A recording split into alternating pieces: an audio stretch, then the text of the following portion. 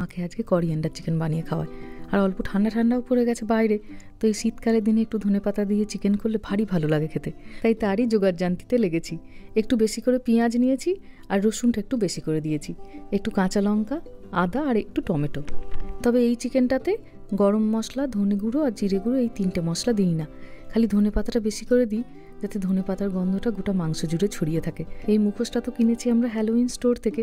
তবে জানেন, এবার এদেশে হ্যালোউইন আর দিওয়ালি একই দিনে পড়েছে, কিন্তু আমাদের সুবিধা হচ্ছে আমাদের কালী পুজোটা হবে উইকেন্ডসে, কারণ উইকডেজে তো কারোর ছুটি থাকে না, তাই আমাদের শনিবার দিন হবে।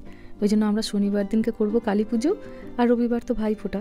তো এটি একটি ভারী সুবিধা হয়েছে, কারণ বাচ্চাদের হ্যালোউইন নিয়ে থাকে প্রচণ্ড মাতামাতি। স্কুলে আছে হ্যালোউইনের মেলা, একদিন বাচ্চারা স্কুলে হ্যালোউইনের জামা কাপড় পরে যাবে, বিকালবেলা তারা চকলেট কালেক্ট করতে বেরাবে।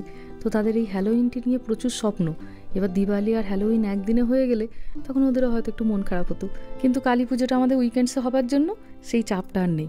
দুটো অনুষ্ঠান দুদিনে পালন করা হবে। একটু ধনে পাতাটা বেশি ছিল, ওই জন্য পেঁয়াজের সঙ্গে একসঙ্গে আর বাটতে পারছিলাম না। মিক্সির বাটিটা একটু ছোটো, তো ওই জন্য দুটোকে আলাদা আলাদা করে বাটলাম।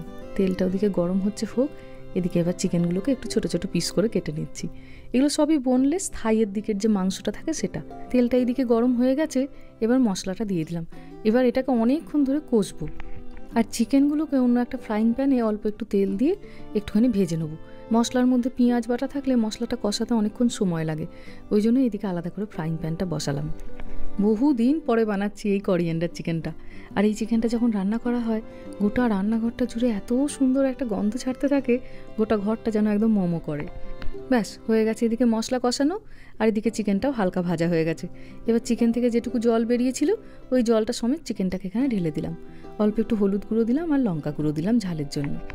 নর্মাল লঙ্কা গুঁড়োটাই দিলাম ঝালের জন্য, কাশ্মীরি রেড চিলিটা দিইনি, কারণ এতে তো আর লাল রঙের দরকার নেই, সবুজ রঙটাই চাই। এবার পরিমাণ মতো একটু নুন দিয়ে নিলাম। এবার এটা শুকনো শুকনো হয়ে গেলে আলাদা করে অল্প একটুখানি ধনেপাতা আবার বেটে এটার সঙ্গে মিশিয়ে নেবো, কারণ রান্না করতে করতে ধনেপাতার অনেকটা গন্ধই চলে যায়। এই যে শেষে 2 চামচ মতো ধনেপাতা বাটা দিলাম, আর বাটিটা ধুয়ে জলটা দিয়ে দিলাম। এবার ভালো করে মিশিয়ে মিনিট 2 মতো ফুটুক, তারপরে বন্ধ করে দেবো।